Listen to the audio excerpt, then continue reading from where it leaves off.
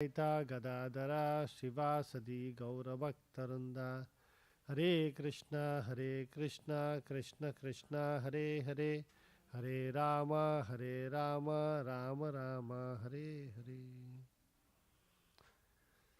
So today we will spend a few minutes talking about the special significance of the Rath Yatra festival. Right? I am surrounded by rathas, wonderful different rathas made by devotees with a lot of love and affection. And so this Rath Yatra festival has three separate stories that are all related and connected with this one simple message of deep and profound love of devotees for the Lord and the Lord's equal love and attraction for His devotees. The first story is the story of the different inhabitants of Vrindavan, the young gopis and the gopas, Yashodamai, Nanda Maharaj, and all of them who enjoyed for 11 years the wonderful pastimes of the Lord in Vrindavan. They were all immersed in love of the Lord, and they were covered by Lord's Yoga Maya, so they didn't know that Krishna was the Supreme Personality of Godhead. And after 11 years, Krishna goes to Mathura to fight Kamsa. And after that, he gets caught up in the management of the kingdom. Now he's come back to Devaki and Vasudev. And they want him to obviously stay back and rule the kingdom. And then he goes from Mathura to Dwaraka. And 100 years go by, and the Lord does not come back. And there's not even a day goes by, not even a moment goes by, whereas the Vrajavasis are not longing for the Lord. Right? Krishna sends some messenger. Whom does he send? Uddhava he sends. And Uddhava actually looks a lot like Lord Krishna. When Uddhava comes, all the inhabitants of Vrindavan first think Lord Krishna has come back. But then they say, oh no, this is somebody a little different. And then they hear it's Uddhava who has come back with the message of the Lord. But the Lord is not there. And so they are longing for Him. And similarly, the Lord is longing to see the inhabitants of Vrindavan. And once there is a solar eclipse. And as was the tradition for thousands of years, all the inhabitants of Dwaraka, Lord Krishna, his brother Balaram, his sister Subhadra, and all the 16,108 wives, and all the other Yadus who are living there in Dwaraka, they all go out on a very big procession to Kurukshetra, right, to the wonderful lake over there, to celebrate and remember the Lord and the holy names on the occasion of the solar eclipse. So they all go there, and Krishna sends words to the Vrajavasis that they should also come. And so they all go to Kurukshetra to see Lord Krishna. And they are filled with joy seeing Him. And at the same time, they are like, oh, I can see the Lord, but he's not the same Krishna. Srimati Radharani is thinking, oh, Krishna here is different. Here, Krishna is wearing armor and he's got a diamond bedecked crown, and all his ornaments and everything, and he's surrounded by thousands of warriors and all that. Whereas in Vrindavan, Krishna is a simple cowherd boy, right? He's just wearing a simple garland made of gunja beads, right? And he's just surrounded by cowherd boys and all that. So Srimati Radharani and all the Vrajavasis long to see Krishna in the Vrindavan mood. And with great love and separation, they put Lord Krishna, Baladev and Subhadra on a chariot and pull the chariot with love towards Vrindavan. And so that is the first story about the Vrindavan pastimes, the pastimes of the Vrajavasis and Srimati Radharani's love for Krishna. The second one is how the Lord appeared. See, when you see all these beautiful chariots here, yes, the chariots are there and they are pulling not Krishna, Balaram and Subhadra, right, in their two-handed form, but looks like something different, right? This sounds like a round, deity with big wide eyes, and there is no hands, there is no legs. You can't really make out that it is Krishna, right? And so, what is that story behind the appearance of the Lord as Jagganath, Baladev and Subhadra? Right? So this story is the story of King Indradyumna in the Satya Yuga. King Indradyumna was a wonderful king, and he was ruling his kingdom according to the Vedic scriptures, and there was peace and prosperity and very big, everybody was very happy all over the kingdom. But the king himself had a very deep love for the Lord and wanted to see him face to face and worship him. And so he was loving and thinking of it all the time. So when he was thinking like that, one day a Brahmin appeared and he said, oh, you know something? There is a Niladri mountain, and in that Niladri mountain there is a wonderful deity form of Krishna called Nila Madhava, and directly you can worship him face to face. King Indradyumna is very overjoyed to hear this, and he calls his chief priest Vidyapati and tells him, hey, I really want to bring Lord Nila Madhava here, and I want to put the whole kingdom at his lotus feet, and we can all worship the deity with great pomp and joy. And so he sends Vidyapati to go find the deity. And when the Vidyapati goes to the place where the Brahmin had told, where the Lord is present as Nila Madhava, he comes across a tribe of Sabaras. So these are tribal people living over there. Their occupation was herding pigs. And, but it was told that they know where Nila Madhava is.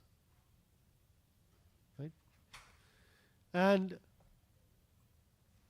the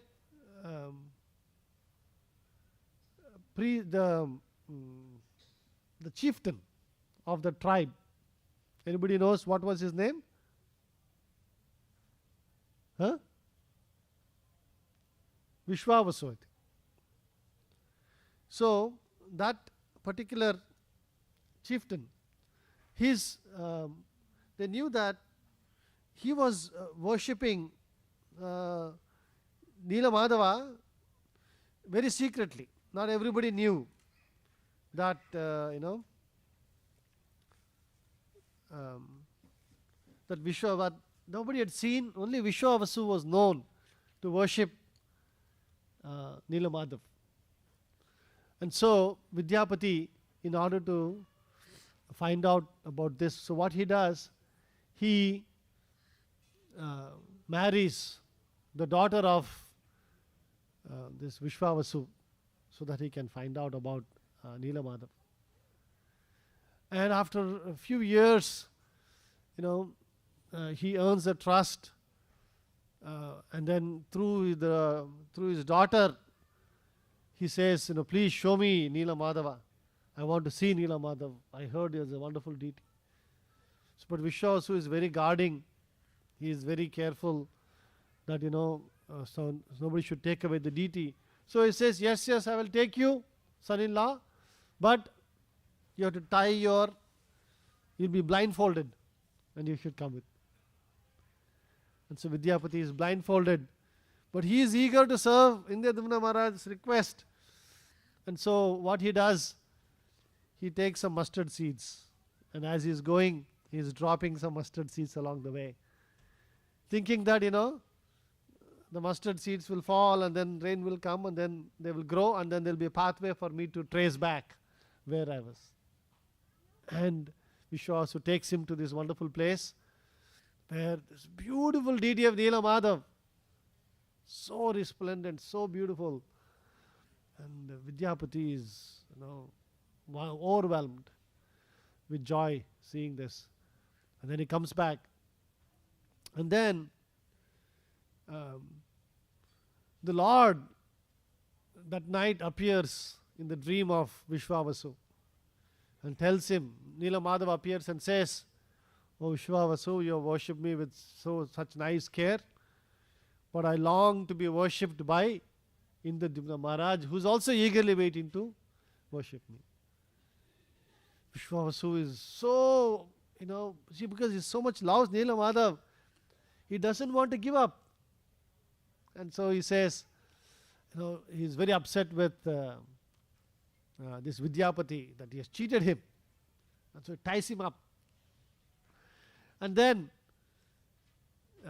his wife hears, his Vidyapati being tied up, and then she goes and frees him. And then Vidyapati runs away to Indradyumna Maharaj to tell him about finding Neela Madhav. Indradyumna Maharaj then immediately gets on the chariot and takes his whole army and comes to this place. When they come there, they're able to trace this mustard seeds, and they go to the place, but Neela Madhava is not there. And then he gets where is the Lord? He gets upset, is wondering what is going on. And then they tie up Vishwavasu and saying he must have hidden the Lord. At this time, Narada Muni appears there and says that no, the Lord Neela Madhava himself has disappeared, because you were worshipping him here in a different form, but he wants to reappear in a form that is befitting your opulent worship. And so he tells him to build a beautiful temple over here, and the Lord will reappear, and Lord Brahma himself will come down to install the deity for his worship. And so Narada Muni takes Indradyumna Maharaj along with him to Brahmalok to have the discussion about the installation. And Lord Brahma is very happy to receive Indradyumna Maharaj and with his eagerness to serve the Lord. And when he comes over there, they discuss and says, yeah, go back. And he tells him, Brahma tells him that there'll be a big log, Kalparuksha, that has come down from Svetadvipa. And you should carve the deity out of that log, and then I will come to do the installation ceremony. So Indradyumna Maharaj, after this conversation, he comes down. And then when he comes to his kingdom, he cannot even recognize the kingdom anymore. Because what looks like a second he went to with Narada Muni to just have a conversation comes back. See, they were in Satyalok, where time is a different scale altogether compared to the earth. And here on earth, thousands of years have gone by. Satyalok has gone, and different yugas have come. And all the people that Indradyumna Maharaj knew are gone. But in his love and eagerness to serve the Lord, everybody is gone, but then he still has that eagerness. And so he is sitting there and thinking, what has happened, what to do? And then one crow appears with a divine message that go to the ocean shore, and that what Brahma said, that log that is lying over there, that Kalpaturu, so you can go and carve the deities. So they all go to the ocean shore, and there's a big log over there, but nobody is able to even move the log. All his soldiers are trying, nothing is happening. At that time, one Sabara comes out of the crowd, and he is able to easily move the log, and they take the log to be carved. And they call all the biggest carving artists. They come, they try to chisel, and everything, all the chisels break when they try to carve the Lord. At that time, one old Brahmana, Ananta Maharana, comes and he says, I will carve the deities, but I have a condition. Right? What is his condition? Anybody remembers? Huh?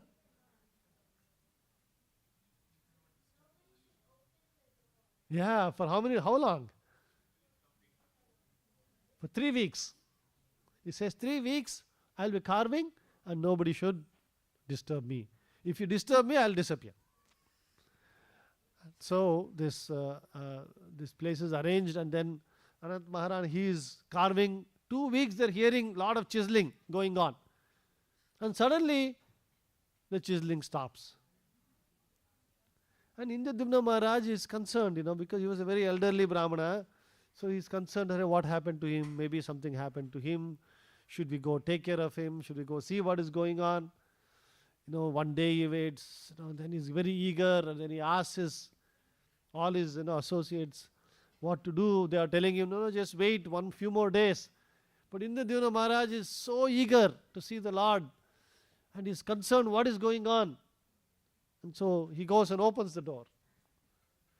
And suddenly over there he sees this form of Jagganath, Baladev, and Subhadra Mai. Right? They only have a big face. They don't have no arms, no legs. Right? And then he is little concerned, what did I do? Did I create an offense to the Lord by not waiting few more days for this deity to be carved fully? At that time, Narada Muni reappears over there. And then he tells a story saying, no, this is how the Lord wants to appear. And then he recounts a story of when he had gone to Dwaraka once, Narada Muni, and then he meets Lord Krishna. And Lord Krishna is hearing the pastimes about the Vrajavasis in Vrindavan. And so he's so much in ecstasy, Krishna is in ecstasy of remembering the Vrajavasis, that his eyes, just like when you're very eager, your eyes open widely, right? So his eyes open very widely, and in his ecstasy, his arms and legs go into his body. And Balarama and Subhadra right there, they also, in the same ecstasy of Krishna, also their hands and legs also go in, they also assume. And Narada Muni says, I saw Krishna, Balram and Subhadra exactly like this in Dwaraka. And so Indradyumna Maharaj is very happy to hear this, and they organize for the installation of Jagannath, Baladev and Subhadra Mai in this wonderful form. And Brahma comes and participates in the installation ceremony. Right? Now, what is the third story? I'll just take 2 minutes. I think they're all ready for Rath Yatra. The third story is of the Supreme Lord Krishna himself wanting to experience the wonderful mood of Radharani, remembering and enjoying Lord Krishna and his, and his pastimes. So the Lord is very eager to say, like, I don't know what kind of ecstasy. See, I am the Supreme Lord, but I am not enjoying the same ecstasy as Srimati Radharani is enjoying. She is in more ecstasy than me. She is in more ecstasy serving me than I am in receiving her service. So I want to be in her mood. And so, with that eagerness, the Lord appears as Chaitanya Mahaprabhu 500 years ago. Right? In the mood of understanding, what is Radharani's love for Krishna. And so Chaitanya Mahaprabhu is the foremost devotee in that mood. And he, is born in Navadvip in Mayapur. But then after taking sannyas, his mother requests him to stay in Jagannath Puri. And Chaitanya Mahaprabhu comes to Puri, Jagannath, to worship the Lord. And there, there's wonderful pastimes of how Chaitanya Mahaprabhu was participating in worship of Lord Jagannath, and particularly in this Rath Yatra festival every year. All the Lord's associates from Navadvip would come every year during Jagannath Rath Yatra festival. Shivananda Sena, he's one of his great associates, would bring all of them and arrange for them to come down. So they would come, and together Chaitanya Mahaprabhu would participate in this very, very wonderful Rath Yatra festival. There's a lot of beautiful descriptions of how in the Rath Yatra there would be something else that happens before the Rath Yatra festival. What happens? Snana Yatra and then Gundicha Mandira Marjana. Right? So where does Jagannath go? Jagannath goes from his temple to this Gundicha Mandir. And there Gundicha Mandir, Chaitanya Mahaprabhu would personally go and clean the entire Gundicha Mandir. Every single speck and everything was beautifully cleaned and cleansed to receive the Lord. And so similarly, we should keep our hearts clean, cleanse our hearts, so that the Lord can appear in our hearts and give us His mercy and His opportunity to serve Him. And so Chaitanya Mahaprabhu's wonderful pastimes of celebrating this Rath Yatra festival, he would create several different troops, and they would all together do this wonderful kirtan and singing and dancing and remembering this gopis pulling Krishna, Baladev, Subhadra Mai to Vrindavan. So similarly, we are also pulling Jagannath, Baladev, Subhadra Mai into our hearts to cleanse our hearts and give us an opportunity to serve Him. Okay. So today is this wonderful festival, and also today's festival is Children's Rath Yatra, we call it. Right? In our temple is the tradition. All the small children, they will do all the singing. They will help with, you see all this, many of the children have made this wonderful chariots so that they can all remember how Srila Prabhupada our Acharya, in his childhood, we used to worship Jagannath, Baldev, Subhadramai, imitating the Rath Yatra festival.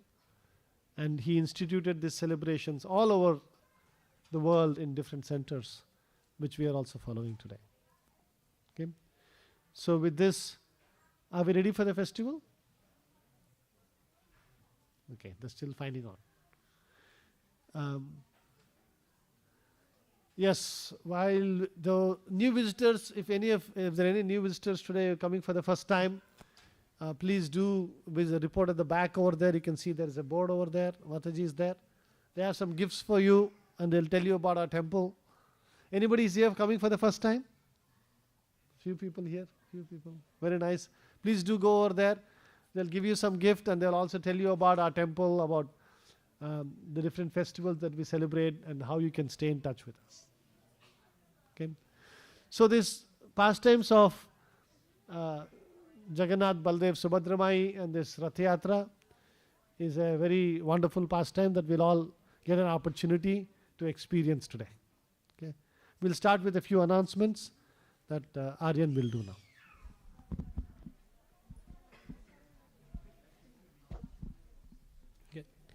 Hare Krishna, everyone. Happy Rath Yatra celebrations. Thank you all for joining. First of all, let's thank Vikram Prabhu for enlightening us with this wonderful class about the origins of the Rath Yatra festival. And I'd like to thank and acknowledge all of today's festival sponsors. All the sponsors can collect your gift bags at the gift shop after the Rath Yatra procession. So let's start with the Annadana sponsors. So Gopal Muttasani and family, Vineet Mittal and family, Munish Nair and family, Arvind Iyengar and family, Naveen Madhavaram and family, Manju Kiran and family. And for the Naivedya Seva sponsors, Abhishek Singhal and family, Surya Duvari and family, Anika Maheshwari and family, Shankaran Gomati Iyer and family, Krishnaraj Coimbatore and family. Thank you all for your kind support. And also thank you all thank you to all the Build a Chariot competition participants. It's great to see so many entries this year. Round of applause for all the families and kids that saw. Yeah. We will announce the prizes for the Ratha Yatra Build a Ratha competition after the Ratha Yatra procession. So please show up afterwards for the prize ceremony. Now we will all proceed outside for the Ratha Yatra procession. Please follow us outside. Thank you. Hare Krishna.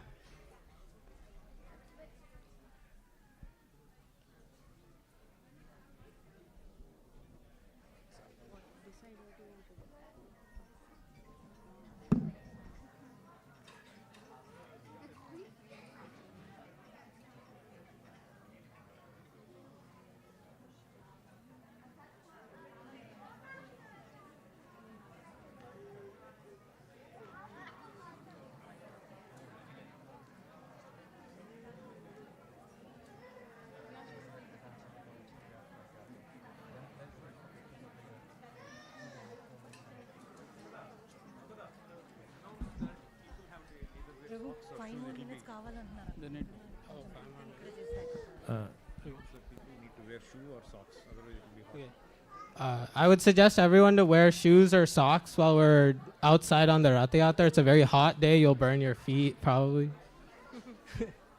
We need 5 more minutes? Okay. Huh?